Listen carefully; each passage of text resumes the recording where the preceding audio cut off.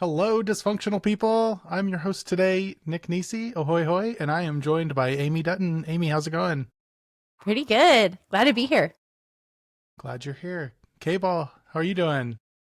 Hanging in there, a little more dysfunctional than usual on account of some dentistry on the left side of my mouth, but if y'all don't laugh, I won't laugh. We're laughing with you. Just remember that. And of I course, should say, if y'all don't laugh, I won't cry, I guess, but no, we're good. And that silence you hear is, of course, Bone Skull. Bone Skull, how are you doing?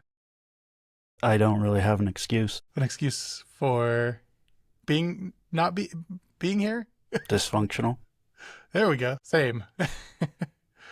And speaking of dysfunctional, we're talking about AI today.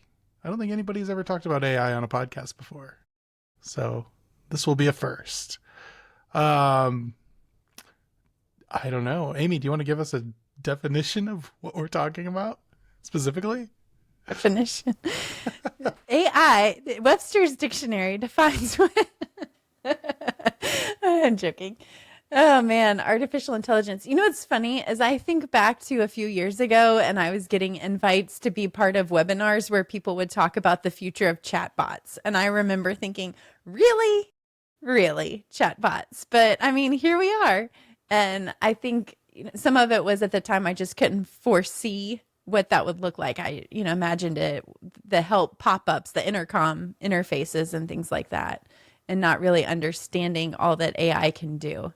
So I think, typically when we talk about AI, that's the format that we think of it in, is the chat interface. But there's some really interesting use cases even outside of chat. Yeah, especially for programmers. And it is wild, like to your point. Like I just remember, being in college and hearing people talk about like a Turing test where they'd have like you chatting with a real human and chatting with a bot. And can you tell the difference? And if you can't, then we have achieved artificial intelligence, whatever that means. And I think the goalposts just move on that now, but you can effectively talk to these things and not really, or go a long time at least, until you realize that all it's doing is agreeing with you. And then you're like, wait a minute. Yeah, There is a part of me. It turns out the Turing test is the wrong test because it's really not very hard to fool humans. We really, really want there to be a mind behind whatever we're conversing with. Does anybody have a conflict of interest here on this topic? Does anybody work for an AI company? I would not say that the company that I work for is an AI company. However, we are building an AI product. I was going to say the AI response is usually agreeable. So. Yeah, that's what bugs me. Like, I use AI. I use like Copilot, right, to help me do stupid stuff and when I'm coding, and like I half expect it to be like, no, I can't figure that out, and it doesn't figure it out like half the time, but it sure acts like it does. And I'm just surprised, like, why isn't there a confidence, like this answer is 85% confidence or something like that? Is that something that can happen? I don't know, but that would be nice. Well, it is. The AI just thinks it's 100%. It's 100% confident that it's correct. So there are underlying metrics you can get if you like dive a little deeper, use the some of the APIs or things like that, like lower level interactions, that it's not exactly confidence, but it's like how, like what these things are doing is they're sampling over a probability distribution for each thing they suggest. And you can like look at like how concentrated was that probability distribution, where they're like 80% in this answer that you picked and like 20% chance of like other things, or was this like a random ass thing that it pulled out of the hat where of a flat distribution? But that doesn't get exposed in end user products. Is that the temperature setting? Temperature setting, so that's sort of in some ways the inverse, where you set the temperature, which is basically like how much are you willing to sort of accept bumping around and randomness, versus like if your temperature is set all the way down or up, whichever direction it is, all the way to the max, it's like always picking the most probable with no room for any sort of exception. You could still be picking the most probable out of a relatively flat distribution, which would be what I would want to have as low context or low confidence. But temperature reduces the variability because it says like, don't do any random selection by probability, just always pick the most probable answer, period. So KBall seem to, because of your confidence in speaking about this topic, I believe that you know much more about this topic than I do. So, you know what the temperature is, and you're explaining that this is all essentially statistics. And is that what an LLM is? It's just a statistical model, and it's working with probabilities. That, I mean, That's all it does. At its core, yes. Is that unique to a transformer? What's a transformer? What's a transformer? A transformer is a sort of architecture of a set of neural networks, more or less, and how they pass data to each other. And you stack up, like anything in computing, you have abstractions on top of abstractions on top of abstractions. So you like a transformer is consisted of these smaller models, which consist of certain numbers of neural networks and the ways they pass data to each other. And then you stack them together and get them passing data around and kind of create this larger model, which is a blob that is essentially a very large number of neural networks with connections between them and data flowing. And that is built by training, or is that built by data engineer or data scientists or whatever? So I think there's a couple different pieces to conceptually understand here. So there's the structure of the model, which is essentially code. Like you are writing a thing that says there's this many neural networks that connect in this way and all these different things. Now, when I say connect and when I say neural network, those each have some amount of data in them. These are what are referred to as model weights. Weights are saying, how much is this connection prioritized? Like, how does this transform it, right? Each one of these is like a little floating point transform with some sort of value associated with it that it's going to do. And I should say, like, I mostly interact with these things at the application layer. So like you're down in the areas that I like learned because I had to, not because I work with it every day. So if something may not be exactly right, but so high level, you have the structure of the model defined in code. You have the weights. Those are data, and you come to those weights by doing training. Training essentially looks like this. You set a function for defining how correct something is. You give it an input set. You run it through all the model with its weights starting from some like random set of weights. You say, how close was I? And then you do a function backwards to say, change all those weights based on how far away I was in the direction that would have made this slightly more correct. And it's doing lots and lots of essentially like differential calculus, like integrating to find, okay, what's the vector of a weight that would move this in the direction that would be more correct across this many, many dimensional space that is all of these little data weights. And you run this over lots and lots of inputs and outputs, and that changes your model. And so all of this thing about like how expensive it is to train a model, it's mostly that. It's mostly we run a piece of data through, we get an output, we say, oh, that output isn't quite right. And then we do what's called back propagation, which is go back through the weights each level and say, okay, what is the direction to change these weights that would have moved it to be a more correct answer, update them, and keep going. And there's like a reinforcement, like training as well as part of this, right? Where real humans are providing some corrections.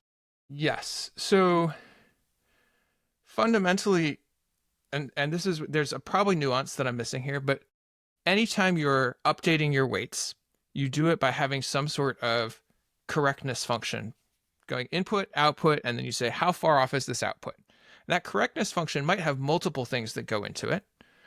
It might be, some absolute form of correctness. It might be like how random how expensive with this. There's a bunch of different ways that you might do that. One way you could do that is actually have it be a human. Say, is this a good answer or is this not a good answer? Is that also how they like tell an AI don't cuss or don't talk about events in 1989 in China, or I is think it like there's a lot that is done that way. Yes, that is done using reinforcement I learning. see. You also in application layers will often do that with prompting.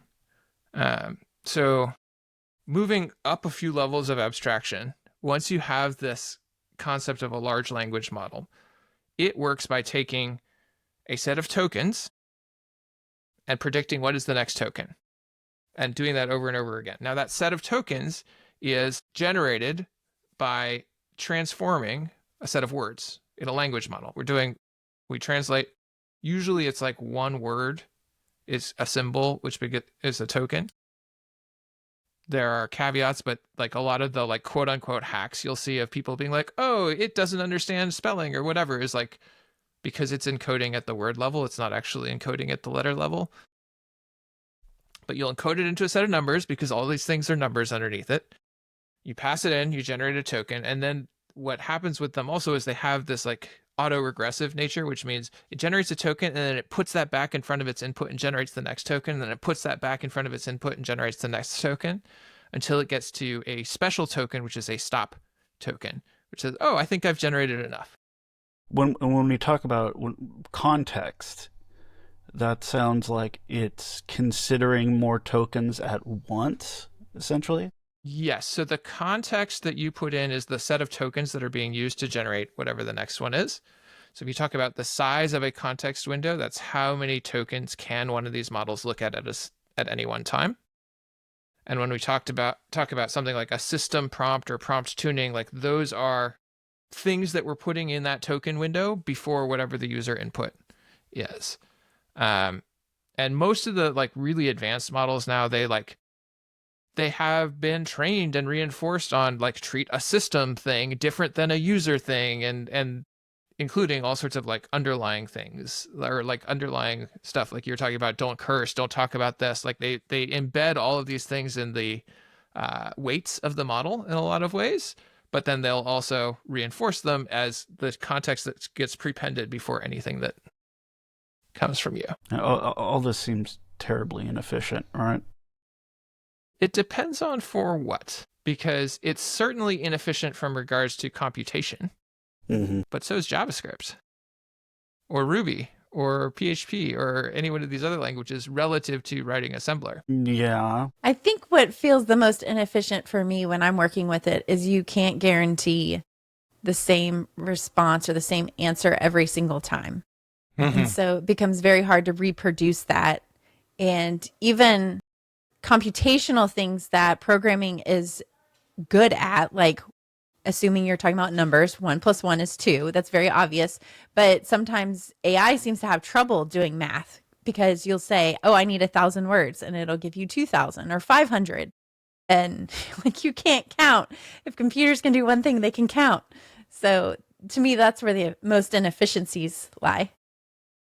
Yeah, and I think that that's also where the inefficiencies lie in like day-to-day usage of it, because that like non-determinism going in is exhausting. So, but why? Why is it non-deterministic? Like, is there a pseudo-random number generator somewhere? I think that's the weight piece of it. I could be wrong, but I thought it was like, it's like if it's completing a sentence, it's like the is the first token, and then sky is, and then it could randomly say the sky is red, and then something would have corrected that to say blue, right? But the weight could adjust how creative, quote unquote, it is. Is that right? Yeah, I mean, a fundamental thing, this is not limited to LLMs, but any sort of neural network driven machine learning is probabilistic based on a distribution. So what you get out, what you see when you say something into an LLM, you see a word come out. But if you were to sort of peel back 2 layers below that, if you peel back 1 layer, you have a token that corresponds to that word that hasn't yet been translated to the English word that it's responsive to. If you peel back 1 previous layer, what you actually have is a vector of tokens and probabilities. So you'll have, if we were to think about it as words, like the sky is if you started with the sky is, it's going to generate a vector of tokens that are going to include the tokens for probably blue, red, cloudy, sunny, all these different things with different probability numbers. And you normalize the vector probabilities to be 1 across the whole vector, so that the sum of all those probabilities is 1. And then you use, depending on, you can actually use one of a number of different algorithms to pick which token you then put. If you want it to be purely deterministic, you set the temperature all the way down, and the algorithm it does is it says, pick the one with the highest probability. If you do that, every time you put that initial context in, you will get the same token out. It's just that is not used in practice because it's actually undesirable. Exactly. That is not used in practice because it's often, it is used in some situations, but it is generally not used in practice because it is often undesirable. I will say that the one of the really interesting things to me about this is if we move away from like what is the model layer and you start talking about applications, what are the applications or ways of using this where that lack of determinism is a feature and not a bug? Because it is a core attribute of these models. It's a core attribute of any neural network, like probability-based model. You get a probability distribution based on the data sample that you trained on. That can be a bug in cases where you really want determinism. Like, I don't like having, I've seen somebody actually do like software where they have, like, if you think of an MVC, like a Ruby on Rails application or something like that, they would have an LLM in the controller telling things what to do. That to me seems banana pants because it's a really slow and unreliable way to do logic that is better expressed in code. However, as we've seen for some of these sort of generative applications where you want to interpret a concept with your specific data and sort of weave those things together in a way that is reasonable, code generation, it actually is shockingly powerful to have that amount of flexibility because it doesn't just reproduce the code that you saw on Stack Overflow. It knows how to apply your function and your thing to that pattern and put it here. Or I've been using it today a lot to take JavaScript code in this fugly third-party application that we're using that's open source and say like, okay, I need a reproduction of this in another language because I need to be able to do it somewhere else. And it does a shockingly good job of just translating across languages. So that's a gist of how it works. Mostly over my head. I did read Stephen Wolfram's book on it and still over my head. But like as software developers, we're probably the most primed to use this day to day. And it sounds like we are.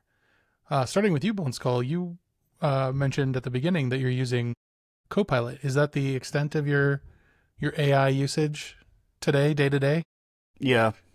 I'll reach out to like Chat GPT once in a blue moon for something or other, but I haven't, like, it's not in my workflow or what have you. I will use Copilot because you work in open source. GitHub lets you use it. So I use it in VS Code, and I have it I try to have it generate tests. It's usually pretty good. I mean, what you get out, the tests won't necessarily pass, but it's more than enough to get started. Just, give me unit tests for this file written in TypeScript for the Ava test runner or something.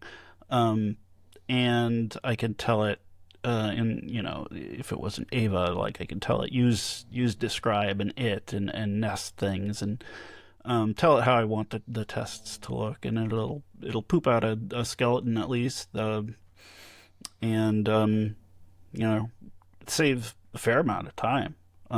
But I feel it's good for automating tedious things. Reformat all this comment because it's formatted weird. I want it formatted a specific way or something like that.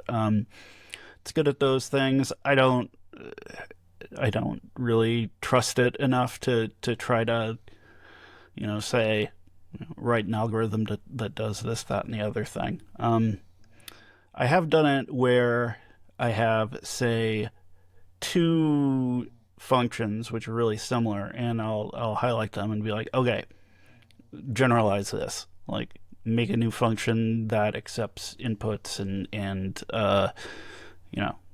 reduce the code duplication here. And yeah, can do some of that stuff. But yeah, but I do use it pretty much every day, one way or the other.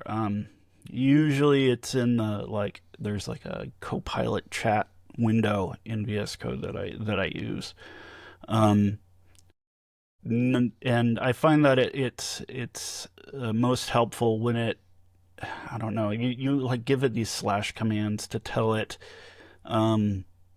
consider the workspace, consider that we're working with tests here and various other things, which seem to help quite a bit, because if you just use intentions or whatever, you say you highlight a function or something, and then you say modify with Copilot, that doesn't take everything else into account, and it's good for kind of one-off things, and it doesn't matter if you have that context or not. But yeah, I find it's pretty helpful to take the whole workspace into consideration. I've heard people have success with Cursor. I've never used it, but I'd be interested to learn how it compares. My only gripe with Cursor is it's VS Code, but Yep. I've been using it quite a bit. It is a deal breaker for me. I've spent the last 20 years using Vim in my terminal, and Cursor has been enough of an upgrade for me that I now do my software development in Cursor, or my writing code in Cursor, and everything else is still in my terminal. Okay. So we've got Copilot, Cursor. Amy, what are you doing? Cursor's my daily driver. I've also experimented a little bit with Windsurf. How do they compare, Cursor and Windsurf? Yeah, I think Windsurf has a beautiful interface for agent mode, where you just say, maybe we should explain what that is. Agent mode, well, I'll do my best to explain what it is. Agent mode has a little bit more autonomy. So when I'm trying to edit something and I say, oh, I need to do this, agent mode's like, okay. And it'll kind of take the wheel and start driving and start modifying files. Has a little bit more agency in what it's doing. I also feel like it has a little bit wider context. Like it'll start reaching for files. And I'm like, whoa, whoa, whoa, what are you doing there? But the chat interface, it feels more like I'm reviewing a PR, where it makes suggestions, or it'll say, hey, why don't you do this? And then I'm the one that actually copies and pastes or approves that modification to the code. So Windsurf does a good job of that agency piece, although you do have agency mode in Cursor. There's a little drop down where you can select agency mode, both in the chat view and the composer view. And the main model I'm using is Claude 3.7, which was recently released. Mm-hmm. So I've been a big fan of that. Yeah. Fascinating. Okay. So Cursor, a little bit of Windsurf, Copilot, and then me, who is kind of everywhere, but Cursor for Visual Studio reasons. I just don't want to be in there. But I hear it's cool. There are plugins for NeoVim that give you some of the functionality. Like it's called Avanti, and you give it an Anthropic key, and then it will let you chat with it. And you have you can say at file or at workspace and give it context on things and set up a rules file similar to a Cursor rules, which I hear is very valuable and interesting. Mysterious and important, I guess, if you're a Severance fan. But I'm also really like having it do a ton of code generation for me. I like talking about code. And for that, I think reaching out to one of the models to talk to instead is a little bit more up my alley, at least to have higher level architectural discussions, because that's what I want to have day to day. And then kind of start thinking about the code and like, maybe I'll write that more, but I go back and forth. But like to that, I use Claude and ChatGPT and Raycast with their AI features, which you can run Claude or ChatGPT or DeepSeek or whatever model you want. But then also Perplexity. And I also have GitHub Copilot. And I've also been playing with Claude Code, which is next level. Maybe it's equal to Cursor. Yeah, but it's fascinating. Chris, you were talking about like letting it run tests for you, or write tests for you with GitHub Copilot. With Claude Code, this only came out like a week ago, and I've been playing with it a little bit. It's a NPM module that you install, and then you authenticate with Claude or with Anthropic, and you have a key that has some funding on it. I put $25 onto the key, and then you can just start asking it questions, and it will the first time generate a claude.md file that describes things about your project for you. And that's like, here's where the tests are located. Here's where the important files are. Here's, if you have like multiple workspaces, like a mono repo, here's where these things are. And it'll give a brief description of those. And I was working on a project where it's a node library, and it's using very node specific things like process.env and crypto and HTTP, like these node specific libraries. And I wanted to work in Bun and Dino and Cloudflare and, all of these other places. So I just asked Claude, hey, what do I have to do to get this to do it? And Claude looked at the files, asked for permission, and then said, oh, here's crypto, here's HTTP, here's process calls. You need to replace all of those. Would you like me to go ahead and do it? And I said, yes. And it went and did it. And that cost roughly $1. It was kind of expensive.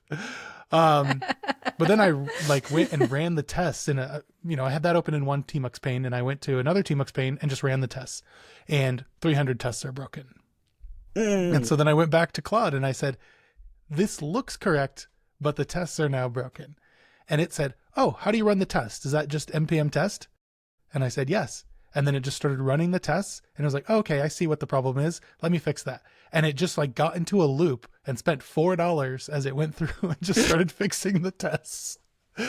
My next question for you, Nick, was going to be, and for real, like, who pays for this stuff, right? Huh? Like, is it your company? Like, my company pays for, we have ChatGPT for the company, sure. Copilot I get for free, but what about y'all? Yeah, that was, for me specifically, that was me just dorking around with it. So I put $25 on the key, and I also used that for Avanti, and Avanti was I don't know, I used 19 cents total over the course of months. So it was very, very cheap. Claude Codes, I used $5 in a single day. So it goes down pretty quick. But my company, they will give me a Cursor license if I want it. They'll recharge my Claude key. They've told me that. So they're all about experimenting and finding where AI fits.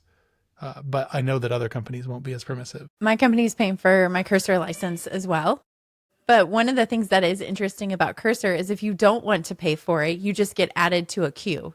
So you can still use it for free. It will just take a lot longer to get the response that you want. You might have to sit there and it'll tell you you're 56 in the queue. You just sit there and wait for it to process. Interesting. So depending on how patient you are, you could go that route. And have any of you tried to run a model locally for any practical purpose? Yes. Actually, I've been experimenting with, there's a very easy GUI tool called LM Studio. It just works on Macs, and it's free, and you download it, and then it's got a search tool right in there, and you can search for whatever models. So I downloaded CodeStroll, which is Mistral AI, but trained for code specifically. And I downloaded DeepSeek, and I downloaded one other one. I think Claude 3.5, because 3.7 wasn't out at the time. And then that just sits on my machine. And I've got a M1 Max Studio that has 128 gigs of RAM. So I just let it run as a server, and it presents all of those models as an OpenAI API server. So I can just like point Avanti at that, for example, and then Avanti would use that and it would become free because it's all just running locally. And it is significantly slower, but it's free. You'll have to That is a add a link or something to that somewhere. Yeah, for sure. I was going to say that is a different mental shift when you are executing prompts and you're like, oh, there goes my money. You just watch it drain your account. Yeah, that is something that's interesting. And I'm like trying to find out where like these local models can fit in for me, because right now, like I'm experimenting a lot. So I have ChatGPT Pro, I have Claude Pro, I have Perplexity Pro, and I have Raycast Pro, and I use them all. And when I think about Wow, which one I want to drop, it's $100 easy. I know, and I don't want to do that anymore. But like I use them for different things, and I talk to them in different ways. And that's specifically like where I go when I want to have like an architecture discussion on like, I want to make a change like this. Let's talk about it. I will go to Claude, and Claude 3.7 Sonnet is amazing. It's the best to me. So I start my conversation there, but like I'll be going, right? And I start getting a little worried because it'll start like in purple at the bottom. It'll say like, this chat's running long. You should wrap it up, basically. You know the hack on that, right? No. Is you tell it, so once that message comes up, you tell it, hey, will you summarize everything, including kind of the decisions and everything? And then you can add that as a prompt to your project or download that MD file and stick it on the next chat. Okay. Yeah, I have done that. Yeah. I didn't know. Yeah. Claude is also really good at generating prompts for itself. So you can say like, oh, turn this into a prompt or something like that. Yeah. And it's the 3.7 has like the reasoning, like it does the thinking now too, which is really cool. But I will have that conversation, and then I have like, I don't know if you've used Raycast. Does anybody else use Raycast at all? It's an amazing like Alfred or Spotlight like tool, but it has AI just built in. So instead of hitting command space, I hit option space and I get popped up a chat window. And I use that for one-off things because I'm very mindful of my context. Like I don't want to go off on a tangent with the main Claude chat that I'm having a conversation with. If I'm like going through and it's like, we're talking about, how I'm talking about the performance of proxies or something. And then I ask Raycast, like in a separate chat, more questions about that. So I'm not clouding its context. Like that's where I'm very mindful of it. And then if I want to do like more deeper research on things, that's where I have Perplexity right now, just going through, and it'll give me like a detailed report on whatever it's searching from the web. And it seems to be better, but I don't know, it's all Have you used subjective. Perplexity Research? Sorry, I didn't mean to cut you off. Yeah. Have you used Perplexity Research? Okay. Because they just released that. Yeah, it's really cool. And it gives you a ton of detailed information, which is like, and it summarizes like everything, and it gives you links to everything that it's looked at. And so you can like dig into it. I really like that. So I use that as that. And then honestly, ChatGPT is like the least used for me, but I still have it because my kids and I play with it, specifically like the talking feature of it. For a long time, Santa Claus, they're talking to Santa Claus. Yeah. We use it to generate images. Like there is a custom GPT where you can upload your image and it'll Pixarify it and then create an image in that style. My kids love that. Now I wanted to ask you, when you're talking about, I just want to talk code, are you like rubber ducking it with AI, or are you really trying to distill information and ask it specific questions about the architecture? It's often like about the architecture, and then I might start into some like high level rubber ducking, or like just plotting out like what it would look like. Cause like the main thing I'm focused on is like good DX, and it needs, even Claude, like it needs a lot of help to not just totally be dumb about things. But it's pretty good. Like it is more of like a rubber ducking thing in that sense. Like I can just have like back and forth conversations, and it's usually giving me some pretty decent advice, but like you got to watch it very closely. Because like even today I was doing something and I was trying to like plot out this, like right now, like one of our API or one of our libraries relies completely on configuration through environment variables. And I don't want that to be the case. I want you to be able to pass them in or get them from somewhere else, right? Like a Cloudflare worker, for example. And so you need to be able to configure that a little better. But I wanted to have good DX on it. And it just was like, oh yeah, you can do this and you can do this. And it was specifically trying to get me to use proxy, which I was like, oh, finally a use for proxy. But like, then I had a side conversation with Raycast about the performance implications of something like that. And then like, it just started like going off on, you can do this. And it showed all of this like async code. And it's like, that would add a ton of complexity that it just glossed over to make it so that you could run this thing async. And so then you have to be like, this is the worst part of having the conversation with them, because you just point out the obvious. You're like, wait, how is it going to run that async code? Like, that's not going to work.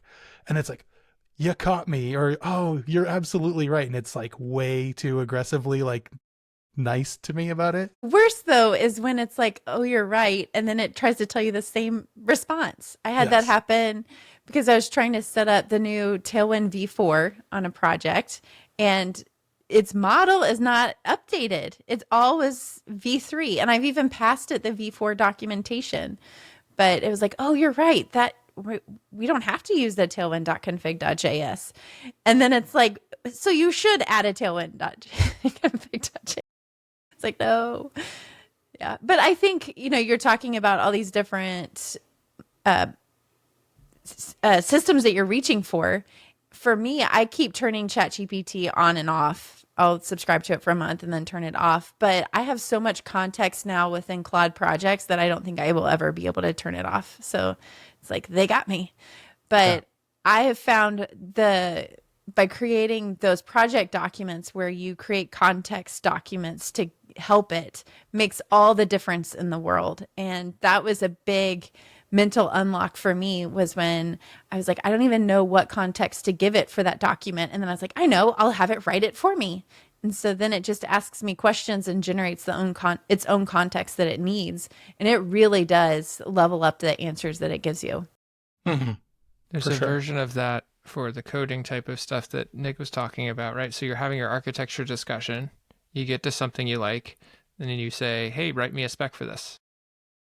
And then you drop that in your docs folder, your RFCs folder, or whatever in Cursor. And now you reference that when you ask it to generate code or something like that. Or I guess you're not using Cursor, you're using something else. But like I have a conversation with it where I'm prodding it back and forth and getting to a place that I like it, followed by generate a doc for this, followed by you edit it. Once again, anything it generates might have a little LLM slop.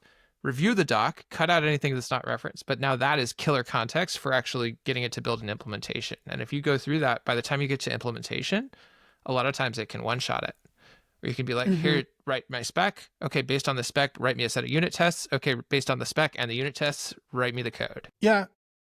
In my experience, and I haven't used Cursor or anything, but like in my experience talking to Claude, there's a really cool tool called Git Ingest. And you just give it whatever GitHub URL and you replace the hub with ingest, and it will give you a text digest of the entire repo. And then you can just paste that into whatever LLM and start asking questions. So it's pretty great, right? Because you could tell it, here's the entire library, and here's even like the README and everything, how to use it. And it will still make up API calls or functions that don't exist. And I'll be like, oh, that doesn't exist. And it'll be like, oh, sorry, I'll try and stick to things that exist from now on. Great, thanks. Hilarious. Well, on that note, have you written documentation for AI? Yes. Thank you. I wanted to transition into this. No, I haven't specifically, but I am very curious about what y'all think of that, because that's like the next thing, right? Like, how do we quickly get things out? I was just recently talking to Tanner Lindsley about TanStack Start, and my question for him was like, this is like one of the first like frameworks that came out, in the post AI revolution, but AIs don't really know much about it. So where does that leave you, right? How do you get yourself out there if people no longer go to Google for things? And that's a fantastic thing. Yes, I've been working on this problem that we're talking about. So with Redwood, we're rewriting a lot of stuff. Same thing. It's like, if we want to aim towards juniors, which, I mean, that's kind of our target, maybe. But keeping AI in mind, AI is not going to recommend Redwood because it doesn't know about it. And it definitely doesn't know about the new features that we're creating. I've thought a lot about this. And I asked AI, if I'm going to write documentation for you, what do you want to know? And kind of like you're talking about having it write that context. The big thing it said was that it wants structured content, usually in a markdown file. And it also it does well with JS docs. So if you want to provide that kind of information to it, does well. It also wants examples and potentially questions like a FAQ, what people will ask and what the correct answers for those questions would be. So I don't have a result, but that is at least my plan for building that out. Sorry, you are talking about SEO for AI. Mm-hmm. Basically. Yes and no, right? SEO is about what is located. What I think she's talking about is more about prompt tuning for AI. Yeah, making it so that this can be useful context so that an LLM will use it well to generate code. Yeah, that's probably a better answer. The other thing is with Cursor, you can point at docs. So you can say at docs, and then there is a set of documentation that's already loaded into the Cursor directory or file system or whatever. And if it doesn't exist, then you can also pass it a URL and it will scrape that particular website for its documentation. So for example, I mentioned Tailwind V4. If you type in Tailwind, it will automatically register V3. And so I said, no, I want V4. Here's the URL. But you said something about how are people going to know about Redwood? Is that not? I don't know. I don't understand the topic. If I'm no longer going to Google or Stack Overflow or anywhere, and you come to me, I'm a contractor or something, and you're like, I want this thing built in Redwood or in TanStackStart or something that didn't exist before the LLM's cutoff. You're at a disadvantage of using that new tool, or Tailwind 4, for example. You're at a disadvantage of using that new tool because the tools that you have now come to rely on don't know enough about it. I see. So not right. So not so much. Tell me what framework to use for this, or what tool will do X and Y. It was okay. I want to use this tool, and the LLM needs to be able to understand how to use that tool. That's interesting. I'd be happy to learn more about how to do that, how to write docs for that. But I think kind of what you are saying, because I said, yes, SEO for AI. It's like a yes and or no and, because if you are having these rubber duck conversations with ChatGPT about architectural decisions and it doesn't know about Redwood, it's not like Cursor where I can feed it the docs. And for somebody that knows absolutely nothing, doesn't even know that's an option, we're kind of SOL. So this gets to a bigger picture thing about using LLMs that I think is really important, which is treating them as a source of truth is a road to heartbreak. They are 100%. Incredible at manipulating language, at manipulating code, at even doing some amount of pseudo reasoning around things, but they are a terrible source of truth. And so by far the most interesting and successful applications out there right now are pulling in other sources of truth and then using the LLM as a way to reason about it, do things with it, maybe figure out what else it should be pulling in. But if you look at a Perplexity, right, they're doing search engine using the web as source of truth combined with LLM. You look at Cursor, it's using your code base plus maybe docs you've put in plus these other things as source of truth, and the LLM says the manipulator or reasoning engine. It does okay as a source of truth for things that are extremely overrepresented on the web, right? So it actually does an LLM out of the box will do a pretty good job of writing vanilla React code. It'll probably look like React code from a year or two ago, but there's so much documentation on the web, which is the bulk of their training data, that it actually does a pretty good job of representing that in the core training set.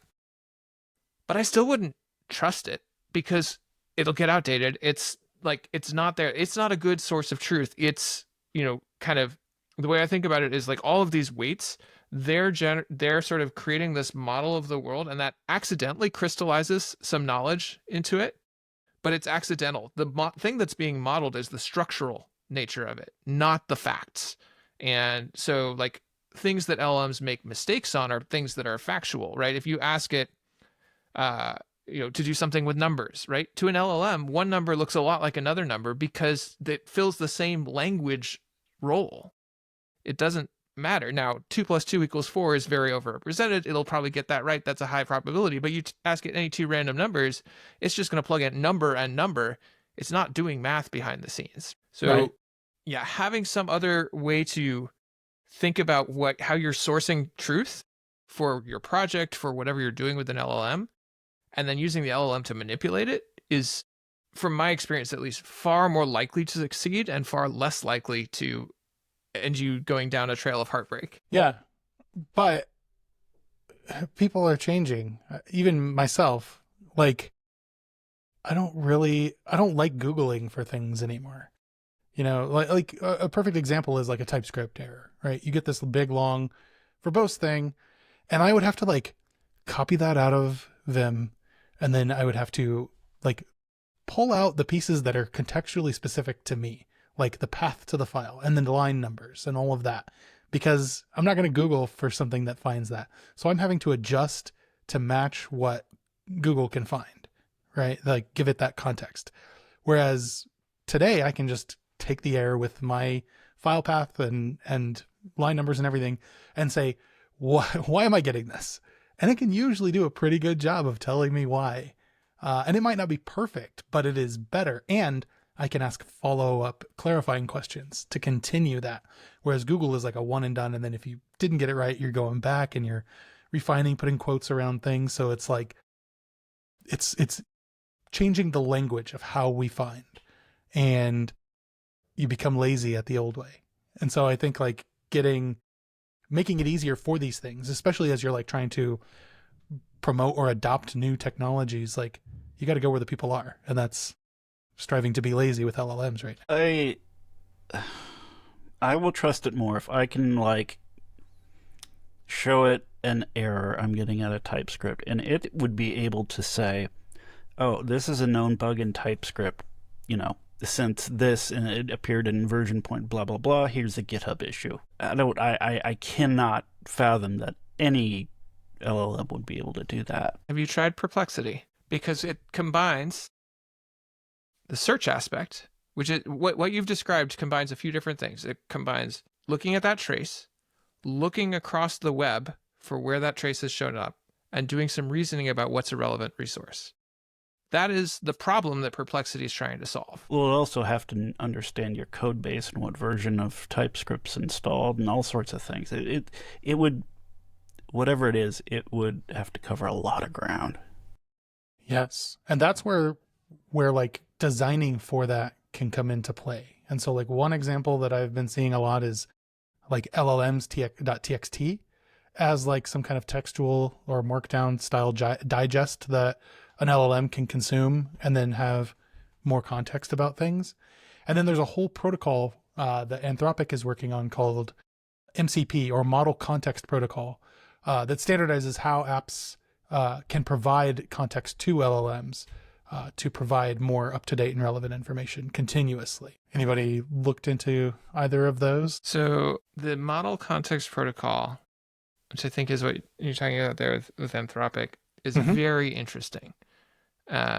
Particularly, you use it on Claude Desktop. You use Claude Desktop, you set up an MCP server that can talk to some of your things and all this. And like, it is wild what you can do with it very quickly. It's, I think, not the like productionized or the thing you're going to want to put into production necessarily, but for hacking around on your own and giving it access to, like, for a developer, if you like chatting about stuff, like, you can very quickly write yourself some code that you expose via an MCP server that is like, search my code base, search my Obsidian index, search my this, search my that, as a tool that now Claude has access to and can load up your context.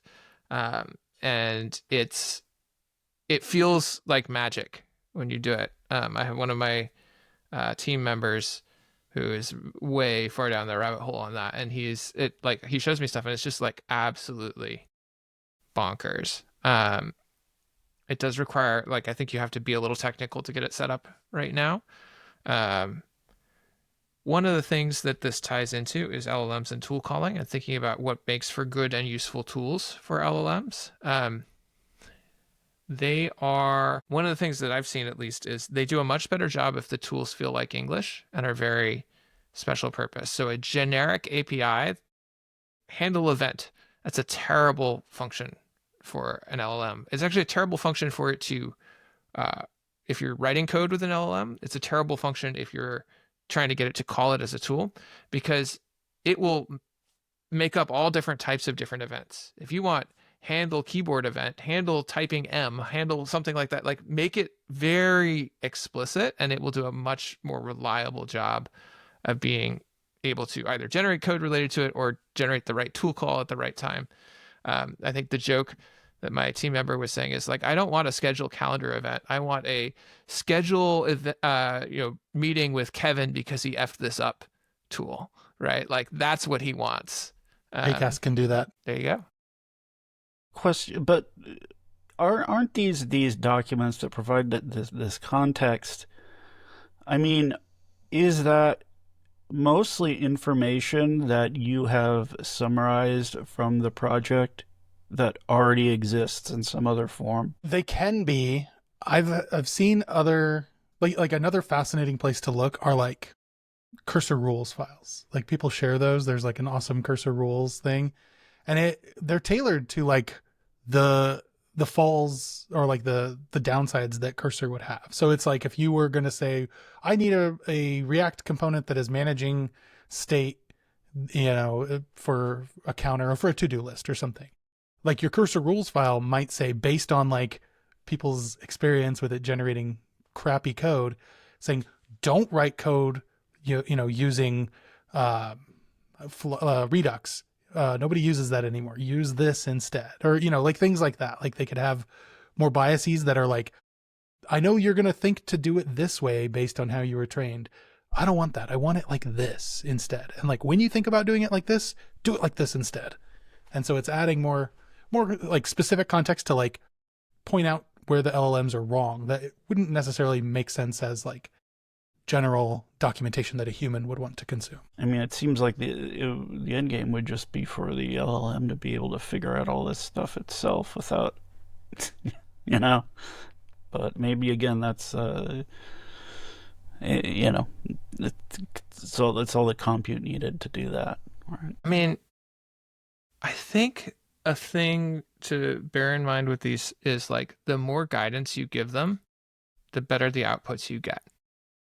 And I think, a lot of us had negative first reactions to using LLMs. A lot of people listening to this may still have negative emotions or reactions around it. I don't know if they've made it this far. They probably tuned out very quickly. But if you have, you're listening to this and you still have a negative reaction, like if you put in very little direction, you get middle of the road junk out. And when it comes to code, that's usually code that doesn't do what you want or doesn't work very well. When you give very high levels of this is what I want and why, essentially you become the source of truth. This is what I want. And then you let the LLM do the manipulation. At least in my experience, your quality of output just skyrockets. And I find that, if I'm building something in an architecture that we have well documented, for example, and I know what I want to build, I can tell the LLM, I can say, go and read this doc about how this piece and this piece works. Combine it with this doc, generate this tool that connects to this tool, go. And it will get me 90% of the way there. And the things that it screws up, I can fix in 5 minutes, where writing all of that code would have taken me an hour. And it's just a shocking speed up. But if I don't understand the system that I'm working in, and I say, I want something that does X and Y, it'll create something that's based on some weird idea out there of what X and Y are that doesn't connect to my system at all and uses some library I don't do and all these other things, and it'll be garbage and it'll slow me down more than it'll speed me up. So you can't turn your brain off. You are still telling the machine what you want it to do. You just can operate at a much higher level of abstraction than you can when you're writing lines of code. Yeah, and I think that's an important piece. Like, in everything that I do, and I feel like right now I'm paying like $80 for it. I am going to drop that, by the way. I'm just experimenting. But like it, I have to take everything with a huge grain of salt that it says. And it's very useful for speeding me up by not letting me stare at a blank editor. And I can have like a conversation that's very specific to exactly what I want to talk about. And they're always listening, which is great. But yeah, it lies constantly and it's wrong constantly. And so like, that's where it really feels like it's better, or it's more useful for people who are more like on the senior side of things, of development, because you can discern like, well, is that right? Like, I'm not just going to take what it says at face value. I can quickly just see like, no, that's wrong, and ask a clarifying question to get it on track. But you have, as KBall said, you have to put those guardrails in. And sometimes it's that continued trial and error of the discussion. Amy, do you want to ask your question first? Yeah.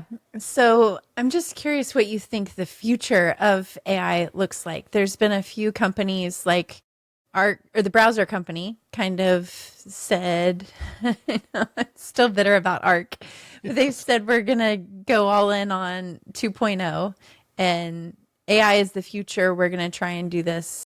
So you need us.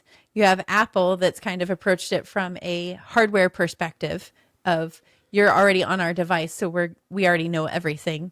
And then you'd mentioned Raycast earlier, which is also something where I haven't watched the demo for it, but I know they just announced Raycast AI, and you can go to an app and say, do this, and it will control it and do it, which is crazy that now it's not just limited to these chat bots that we've been talking about, but all of a sudden it can actually do tasks on your machine and do things across applications. Yeah, that is where Raycast extensions is what just came out, and like they came with a couple of like pre-built ones already that are third party, like Google Calendar, for example.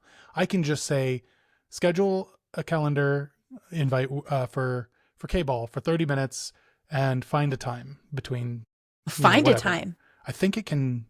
Well, no, maybe not, because it can't find. It doesn't know his. Be amazing. But it knows mine.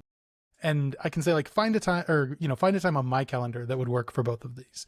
And I can say like, name it, one-on-one, whatever. And the next time I think it remembers. So like the next time I say schedule a meeting with KBall, it'll default to what I had set before, for like the name of the meeting and things like that. But it never does anything like on its own. It'll always like prompt you with a confirm message before, so you can see exactly what it's going to do. But like it's automatically integrated with GitHub now too. So I can say, find that issue that, where they're talking about this and close it, or, write a comment or take me to that page, and it'll just go find it and bring me to it, which is pretty cool. Amy, that sounds really useful for, automated testing and, automation of legacy systems. I can't remember. There's an industry term for it. Pain. But yeah, that's kind of an area I worked on in with Appium. But yeah, that's cool. I should check that out. Raycast. Mm-hmm. It's replaced. I mean, AI aside, it's replaced a bunch of other tiny apps that I had kind of stitched together, and has it all built in mostly for free, which is crazy. Snippets. And you can tack on. Snippets are huge. And you can even use AI with your snippets, right? Where you can, where you have certain prompts and it'll plug stuff in. But if you are just experimenting with AI and trying to figure out what model to use, granted it is limited in context, but it's probably the cheapest way to do it, because you can tack on AI for $10. I think $10, and then, or maybe you have to have the pro. It might be 20. Either way, you get all the models, is what I'm trying to say. You don't necessarily have to pay for a Claude, ChatGPT, and all the DeepSeek. You can Llama. Yes. It'll just add everything. It's all right there. It's all included. Yep. And Anthropic is like, I noticed when Claude 3.7 came out that they had a wait list that you can join for whatever their browser is going to be called. I forgot what it's going to be called, but Interesting. A Claude browser sounds very interesting, because I'm picturing it. I don't know exactly, but I'm just picturing me being able to say like, the family wants pizza tonight. Get us a pizza, and it will just like do it. but maybe not. I don't know. It's crazy. So I'm curious, kind of built on that, the future, where where do you see this going? Is, I guess, to ask bluntly, do you feel secure in your current role, knowing what's coming with all of this? Some days I do, some days I don't. Some days when it hallucinates, or I mean, even when I'm doing graphic design stuff and it generates this crazy image, where you're like, that's not real. I do feel like I have job security, but I also am not disillusioned and know that it's just going to get better. And so I don't know how long that space is. Sarah Drasner said something that I've really clung to, which she was talking about how a lot of times when new technology comes out, it doesn't necessarily eliminate all jobs. It just changes the nature of the job. And so her point was, I love what I do. I love coding. I love the craft of coding. And I'm just not sure that the new job that we will get assigned is going to be a job that I will like as much. And I resonate with that so much because as you guys are talking, a lot of it is more of that prompt engineering. It's thinking more like a product owner or project manager creating a PRD to tell AI what to do. It's thinking about it at a higher level. It's editing code. It's not necessarily writing code. And so it's getting comfortable with that new job. You took exactly what I was going to say, honestly. Like, I don't think it'll replace my job. I just don't know that I will enjoy the job later when it becomes less about programming and more about, as I've been putting it, context shepherding. I don't feel like it's going to threaten high-level engineers, at least. I'm probably going to retire in 20 years. I don't think we're going to see that before then. So I guess I'm not really worried about it. And, my plan, when I retire, is to become an indie game dev. And so I don't see AI kind of doing that either. Oh God, what a horrible slop it would make. So no, I'm not worried about it. KBall, how about you? So I'm in maybe a slightly different position than you all, which is like I manage a team. And one of the things that has been actually very interesting is that having Cursor and doing AI dev lets me do a lot more coding than I could do before, because to write code by hand, you have to remember a lot of very detailed context. And if you're a manager, you're context switching a lot. So it's actually very hard to load all of that up in your brain. When I'm using the LLM to write code, I can actually operate at a higher level of abstraction and not have to load up nearly as much of the detailed context. It's in the docs. And I don't need to grok all those details from the docs. I just need to know, okay, the way that we approach this type of thing is in this doc. Let me tell Cursor when I'm manipulating this thing, go and look at this doc. And so I find for me as a manager, it actually makes it much, much easier to stay technical in a lot of ways and to stay contributing on the technical side. And I can have architecture conversations and I can prototype an architectural piece very quickly and even run down the implementation of it as needed. So in some ways that makes me like my job more because I actually get to do more code. Though I do like the management sides of my job as well, mostly. In terms of threatened, I think there's an interesting transformation going on, which is that for a long time, we've been in this world where many, many companies have sort of settled on this like two pizza team that is like, okay, you have 5 or 6 engineers and you have a product manager and you have a designer and you have a manager. And maybe you have an SRE or subject matter expert, SME, or something like that associated, right? And you have like this team of 8 or 9 people, and that's what it is. It's like the kind of core productive unit. Cursor, Windsurf, Claude Code, all these different things, Copilot, they, when used well, dramatically increase the productivity of the coding parts of the job, such that a much higher percentage of the work done to get any particular thing out is like the decision making that a designer might be doing or that a PM might be doing. If your designer is just making screenshots without making decisions, or doing assets and not making decisions, that's a different world. It can do some of that, but like there's a lot of decision making that happening. So I think that core team of PM, designer, 5-6 engineers may not actually look like that. It may look like a designer and PM, maybe a designer who also does some PM roles, something like that, and like 2 engineers, and get the same amount of productivity or more. At least that's what I'm seeing on the team that I'm running. I have 2 engineers, me, and a designer, and it's more productive than my team of a year ago that had twice as many engineers, 2 or 3 times as many engineers. So that doesn't mean there's no engineers, but that does mean for any particular amount of product development or code, you have fewer engineers involved. And so there is a question to me of like, are there enough unmet software needs that still ends up resulting in, we still have a lot of, full demand for all the software engineers in the world, or not? I mean, right now I'm actually weighing on the side of like, software is dreams made reality. We can make a lot more dreams reality now because we're more productive. So it's going to balance out, but we're in this adjustment period. And I do think any particular company may need fewer engineers.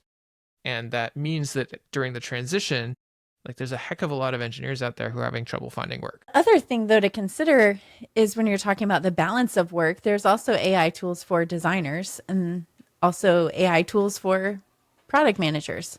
So some of it is also just the speed at which we're all able to work together, and maybe the speed of how AI enables each of those roles. Yes. And I think what AI cannot do is make decisions for you. Mm-hmm. And it cannot reason or understand user needs or things like that. And so my impression is that the percentage of work that it automates away for a PM or a designer is lower than the percentage of work that it automates away for a software engineer, because those roles tend to have a higher percentage of decision making involved.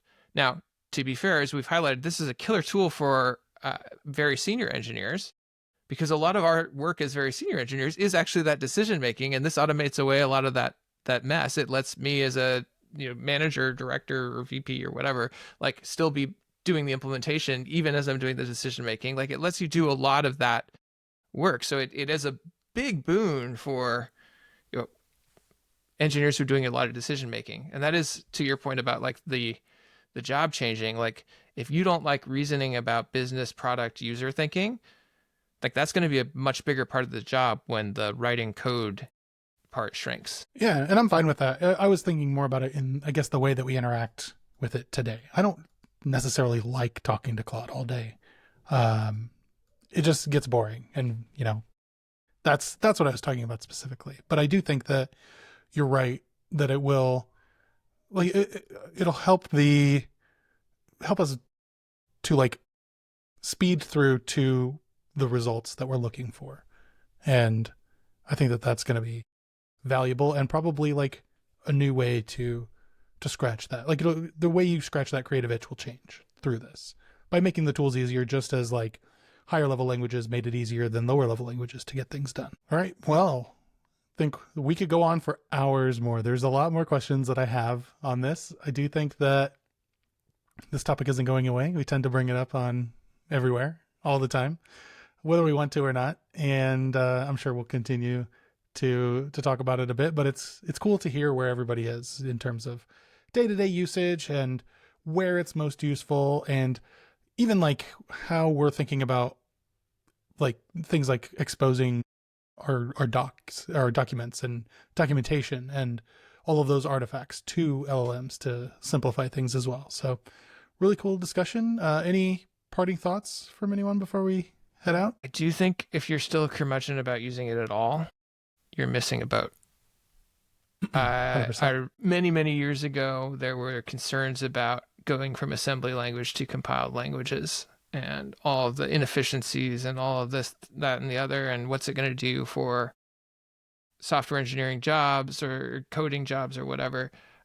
Going to compiled languages did not get rid of software engineers. There's a heck of a lot more of us, but it did get rid of assembly programmers. Yeah, I think that AI won't necessarily take your job, but the engineer using AI can definitely have a clear advantage.